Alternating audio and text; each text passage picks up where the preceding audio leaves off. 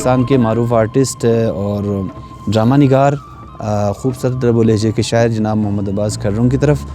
بلتستان میں ایک یہاں کی لوگ کہانی گونگ اسپا فرگن یعنی کہ 2 سروں والا کبوتر یہ بہت زیادہ مشہور ہے، اور اس کہانی کی تخلیق کہاں ہوئی اور اس کہانی کے بارے میں آپ ہمیں تھوڑا سا آگاہ کیجیے گا۔ کہانی کی تخلیق کی بات ہوئی ہے وہ یہ ہے کہ یہ کہانی ہندی میتھولوجی میں بھی موجود ہے، اس کے کچھ پورشنز ہو سکتے ہیں وہاں بھی ہو، لیکن بلتستان اور کرگل میں اس کو نوربو زامپو اور ایتھوک لامو کے نام سے، ادھر بلتستان کے علاقوں میں اس کو گونگ اسکا فرگن کے نام سے یہ کہانی اب تک مستعمل ہے، ہمارے بزرگ سناتے رہے ہیں۔ اس میں یہ جو کبوتر ہے جس کے 2 سر ہیں، ان کا باقی جسم ایک جیسا ہے، لیکن سر 2 ہونے کی وجہ سے ان دونوں کے درمیان جو چپقلش پیدا ہوئی، ایک سر کو کچھ کھانے کو ملتا ہے، ایک کو نہیں ملتا ہے، حالانکہ پیٹ دونوں کا ایک ہے۔ تو اس حوالے سے ہمیں یہ پتہ لگتا ہے کہ انسان اس کی نظر بھی بھوکی ہے اور اس کے جسم کے باقی حصے کو بھی تلف ہوتی ہے، حالانکہ پیٹ میں جا کر وہ تمام جسم میں وہی خون، وہی حرارت، وہی طاقت دے دیتا ہے۔ تو یوں ہم کہہ سکتے ہیں کہ یہ کہانی ہمارے یہاں پر جو ہے وہ گیل کے اس علاقے سے، جو یہیں سے کچھ میل کے فاصلے پر موجود ہے، اس علاقے کو گیل کہتے ہیں۔ یہاں پر گیلوستلبو کی حکومت ہوا کرتی تھی ادھر اس زمانے میں، تو وہاں ایک پن چکی ہوتا تھا، اس پن چکی کے دروازے پہ کبوتر آتا رہتا تھا، وہ 2 سروں والا تھا۔ ایک کبوتر جو ہے وہ کچھ کھایا اور دوسرے کو کچھ نہیں ملا، وہ سویا ہوا تھا، تو ان کے درمیان ایک عہد نامہ ہو جاتا ہے کہ آئندہ جو بھی ملیں گے وہ دونوں سر جو ہے وہ اس کو نصف کر کے کھائیں گے، ورنہ اگر ایک سر کھائے تو وہ سوکھ جائے گا۔ یہ ایک متھ اس زمانے میں ان دونوں کبوتروں کے اس عہد نامے کی وجہ سے وجود میں آیا، لیکن ایک کبوتر سے غلطی ہوئی، ایک کبوتر کے سر سے، کہ وہ بے خودی میں کچھ نگل گیا، نتیجے میں وہ اس دونوں سر سوکھ گئے۔ پھر وہ جو گاؤں کے بچے تھے اس کبوتر کو ہاتھوں سے کھیلتے ہوئے جب وہ بھیڑ بکریاں چرانے کے لیے گئے تھے تو انہوں نے دیکھا ایک عجیب غریب کبوتر ہے، عجیب الخلقت۔ ہوتا تو دنیا میں ہر جگہ پر بہت سی ایسی چیزیں ہوتی ہیں، لیکن ان کے لیے یہ ایک نئی چیز تھی۔ انہوں نے اس کو اٹھا کے شہر کی طرف لایا، گاؤں کی طرف۔ گاؤں میں جو گاؤں کا جو بزرگ تھا وہ اس کا پوتا ابھی نہیں آ رہا تھا، اس کے انتظار میں تھا، وہ جلدی سے جا کے اس کو دیکھتا ہے تو پھر وہ کہتا ہے کہ یہ 2 سروں والا کبوتر ہے۔ یہ وہاں سے پھر جو تخلیق کی زندگی انسان کی کس طرح ہوئی، زمینوں کی کس طرح ہوئی، وہ کہتا ہے کہ یہ حالانکہ وہاں پر بھی پہلے سے انسان موجود ہے، اس کے باوجود وہ سر کے ایک حصے کو کہتا ہے کہ یہ گیلو چو لبزاں بن جائے، دوسرے حصے کو کہتا ہے کہ بھئی یہ لامو یوٹوک بن جائے، تیسرے حصے کو کہتا ہے یہ لاورباں بن جائے، اور چوتھے حصے کو کہتا ہے یہ چھڑتن کھر بن جائے۔ اس طرح پوری مطلب کائنات میں موجود یہ سب چیزیں ایک ہی چیز سے اس کا وجود جو ہے وہ سامنے آ جاتا ہے۔ تو سبق یہی ہے کہ انسان لالچی ہے، حالانکہ سر الگ ہے، پیٹ تو دونوں کا ایک ہے، لیکن پھر بھی ہر سر اپنے لیے کوئی خوراک مانگتا ہے، اپنے لیے کوئی چیز مانگتا ہے، اپنے لیے کوئی چیز دیکھنے کو مانگتا ہے۔ تو وہ جو ہے وہ حالانکہ اس سے فائدہ تو دونوں اٹھا رہا ہے، لیکن اس میں بھی حسد کا مادہ کس طرح پیدا ہوا، یہ ہمیں اس کہانی سے سبق ملتا ہے۔ محمد عباس صاحب، آپ کا بہت شکریہ، آپ نے اس خوبصورت کہانی کے بارے میں ہمیں بتایا۔ آپ ہمیں یہ بتائیں کہ یہ کہانی کسی نے تحریر بھی کی ہے، کہیں ضبط تحریر ہوا ہے یا نہیں؟ اس حوالے سے تو جہاں تک ہماری معلومات کا تعلق ہے کہ اس کو اردو میں جناب کاچو سکندر صاحب نے کرگل میں نوربو زامپو اور ایتھوک لامو کے نام سے لکھا ہے کتاب، لیکن وہ کتاب ہمارے پاس تو موجود نہیں ہے، ہم نے صرف اس کا نام سنا ہے۔ البتہ ہمارے یہاں کرکوک کے ایک شخص تھا، اس کا نام میں بھول چکا ہوں، اس کے حوالے سے ڈاکٹر رونیل بیلمائر نے، جو جرمنی میں کے تھے اور سوئٹزرلینڈ میں برن یونیورسٹی کے تبتی شعبے کے انچارج آپ کہہ سکتے ہیں ان کو، وہ حال ہی 2 سال ہوئے ان کا انتقال ہوا ہے، لیکن انہوں نے بلتی زبان و ادب کی بہت خدمت کی ہے، جس میں سے ایک اس کہانی کو انہوں نے اصل مینوسکرپٹ میں لکھا اور اس کے اوپر ایک بہت ضخیم کتاب انہوں نے لکھا ہے، جرمنی میں ہے کیونکہ ہم اس کو سمجھ نہیں سکتے، یہاں ہمارے ایک دوست کے پاس وہ کتاب کا نمونہ موجود ہے، تو اس کا جو صرف بلتی پورشن میں نے حاصل کیا تھا وہ آپ کو اس سے بخوبی آپ واقف ہے۔ جناب عباس صاحب، آپ کا بہت شکریہ، آپ نے بتایا کہ یہ کہانی کن کن کتابوں میں شائع ہوئی ہے۔ ہم آپ سے جاننا چاہتے ہیں کہ ہماری بلتی موسیقی اس وقت دم توڑ رہی ہے،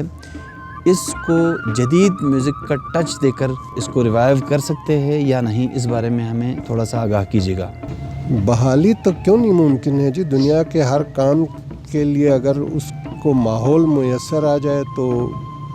لیکن ہمارے یہاں پر یہ چیز ہے کہ ہم لوگوں نے غیر ضروری طور پر اس ہمارے قدیم موسیقی سے نفرت کا اظہار کیا۔ اس کی بنیادی وجوہات تو بہت ہیں، آپ لوگ بہتر سمجھ سکتے ہیں، لیکن میں سمجھتا ہوں کہ جنہوں نے اس موسیقی کے اس رموز سے ناواقفیت کی بنا پر اس کو غلط سمجھا، وہ اس لیے کہ اس میں کوئی لہو و لاپ یا جنسیات کا موضوع نہیں ہے۔ یہ آپ بڑے بڑے علماء سے آپ پوچھ سکتے ہیں کہ وہ صرف ایک آپ کا حرب کے بارے میں آپ کو بتاتا ہوں، حرب جو ہے ہمارا کمیونیکیشن کا ایک ذریعہ ہے اس زمانے میں، جب کہ نہ وائرلیس سیٹ ہے، نہ ریڈیو ہے، نہ ٹی وی ہے، نہ فون ہے، نہ اور کچھ ہے۔ اب ایک جگہ پر جنگ ہو رہا ہے،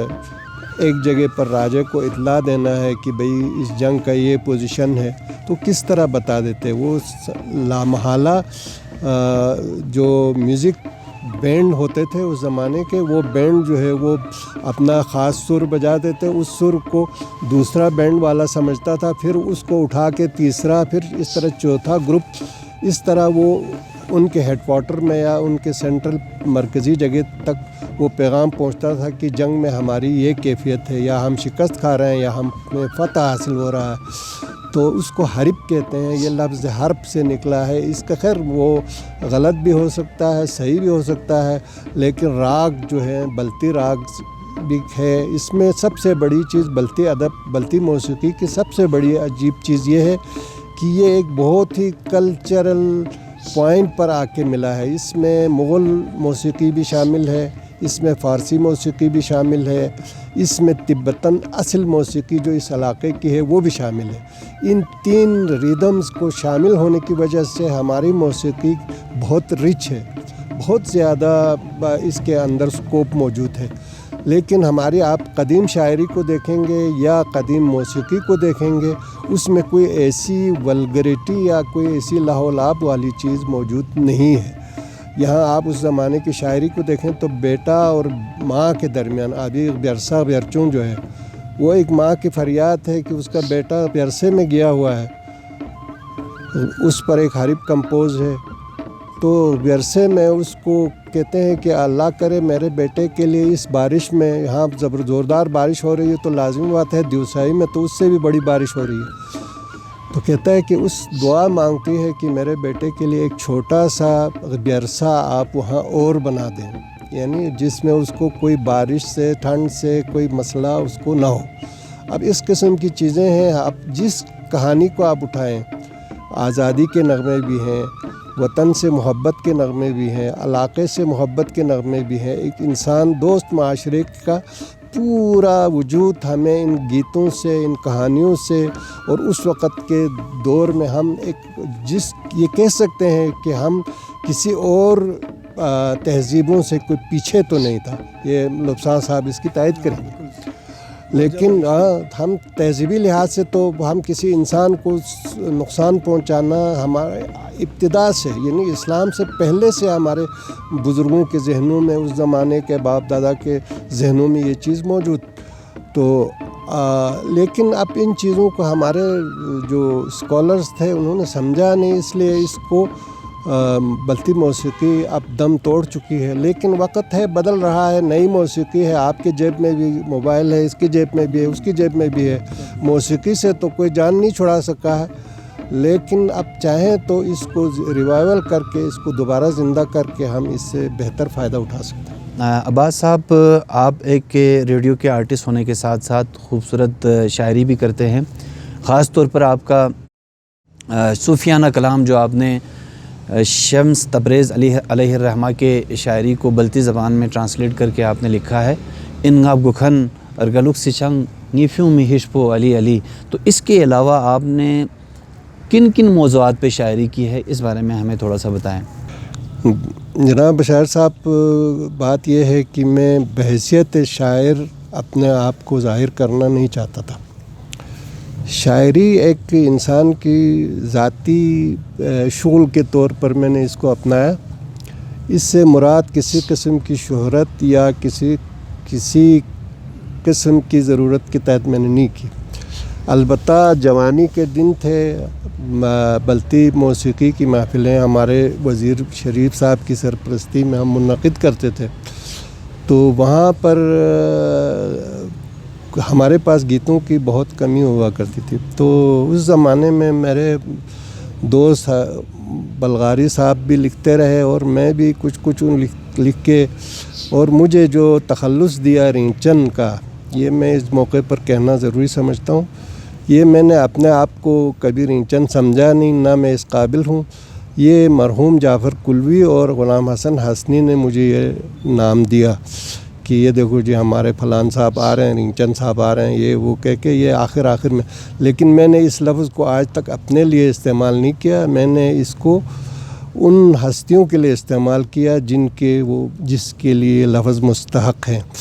تو میں تو ایک گناہگار آدمی ہوں اور اپنی حیثیت نہیں کہ اپنے آپ کو کسی کا عزیز سمجھوں یا مجھے کسی کا محب سمجھوں. لیکن میں نے کہا کہ وہ جو چھوٹی موٹی غلطیاں انسان سے ہو جاتی ہیں، ان کے حوالے سے اللہ سے جو مناجات کرتے ہیں کہ بھئی ہماری گناہوں کو معاف کر دے، وہ منظوم شکل میں بھی ہے. اور میں نے کچھ کوشش کیا تھا کہ اپنے شاعری کے حوالے سے کہ لوگ مجھے میرے کلام سے ان کے اندر کوئی جوش ولولہ اور کوئی قوت پیدا ہو، نہ کہ وہ مایوس ہوں، نہ وہ زندگی سے نفرت کرنے لگیں. میں اس قسم کی شاعری کو قائل نہیں ہوں. تو کوشش کی ہے، لیکن ہو سکتا ہے غلطیاں انسان سے ہو جاتی ہیں.